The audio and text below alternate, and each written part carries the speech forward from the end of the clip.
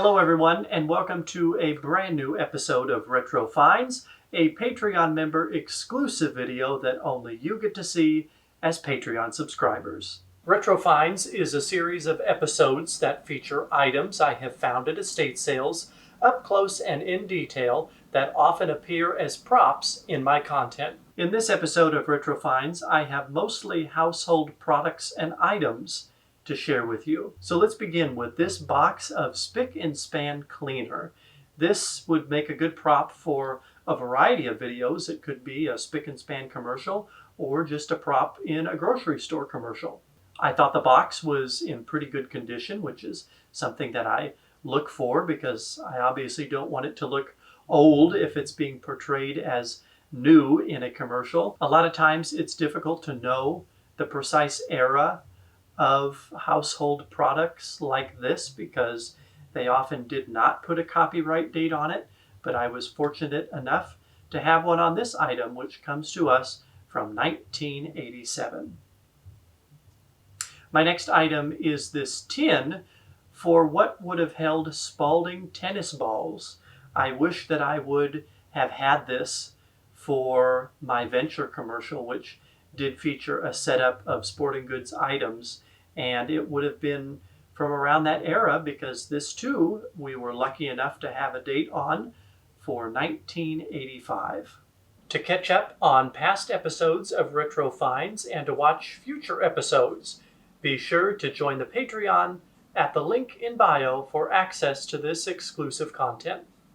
My next item is something that I have seen at several estate sales, but I have never seen one in good enough condition like this to finally purchase it.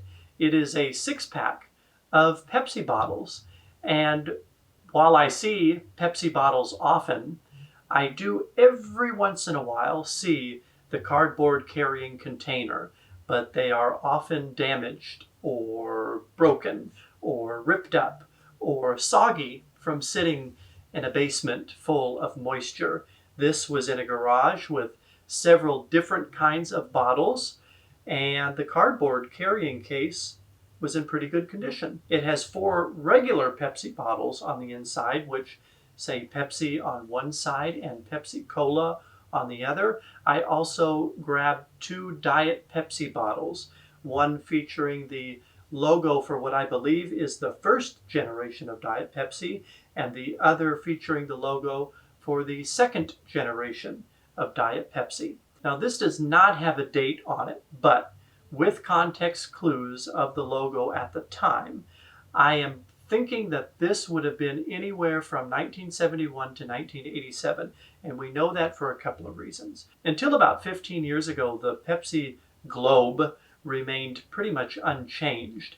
However, from 1971 to 1991, in addition to the red and navy Pepsi globe, the logo also featured the red and light blue around it.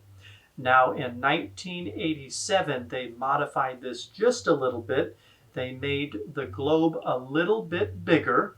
They added a little more navy and a little more red to the globe. They also made the text a little bit bigger. So I'm thinking, based on looking at this would have been prior to that because it has a little bit smaller of a globe when it comes to the red and navy colors that make up the logo. So I'm not sure that I would use this for an actual Pepsi commercial because at the time Pepsi was seen as the new wave brand and Coke the more traditional brand, and the marketing values of those companies follow that. That's why I have made a Coca-Cola commercial, because it's more of the cheesy traditional 1980s commercial that I like to make. There aren't too many Pepsi commercials at the time that I either like or that I think would turn out well if I were to attempt to make one. So I think that this would be served better by using it as a prop for probably a grocery store commercial. What would an episode of Retro Finds be without a new telephone? This is a new addition to my collection. It is a style and a color that I did not previously have. This is an AT&T Bell System trimline telephone made by Western Electric. While this telephone does not have an issue date on it, it comes to us prior to the year 1984, and we know that for several context clues. One being it features both the Bell system and Western Electric name. AT&T lost the right to use those names after it had to dissolve of the Bell system in 1984. Another reason is prior to 1985, the trimline telephone came in two different styles, a tabletop style and a wall style like this one. In 1985, AT&T combined both the wall and tabletop trimline telephone into one phone, and with the moving of a little piece of plastic, you were able to hang it on the wall or use it on a tabletop. I have both wall phones like this, and I have dark brown phones like this, but I did not have a dark brown wall phone. When I saw it at the estate sale, I boosted it off the wall. I'm not even sure if it was for sale, but I paid for it nonetheless. And now we have a new addition to add to the collection of telephones. And my last items are some awesome 1980s earrings. These were all in the same bag together. I often don't buy bags of jewelry, but when I saw that these were all stereotypical 1980s earrings, I had to purchase them. It features those stereotypical pastel colors like teal, light blue, and pink, but also some darker colors like red, navy, and mauve.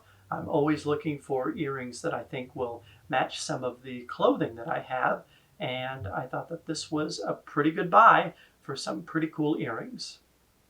In the next episode of Retro Finds, I will share my massive estate sale haul from a house that was straight out of the 1980s. These are some pictures from that house, which I did post on Patreon. This was one of the best estate sales that I have been to in a long time, and I found bags worth of items that I'm so excited to share with you. Please let me know if you would like one massive episode of Retro Finds sharing these items with you, or if you would like it split into several parts. Most of the items that I found were either clothing or household items and decor, so if you would like it to be split into two separate parts, please let me know in the comments below. Be sure to join the Patreon for access to exclusive content like all episodes of Retro Finds, as well as access to exclusive live streams, vlogs, sneak peeks, and early access to my content. Join any of the 3 membership tiers to gain access to this exclusive content at the link in bio. Well, thank you guys so much for watching this episode of Retro Finds, and I'll see you next time.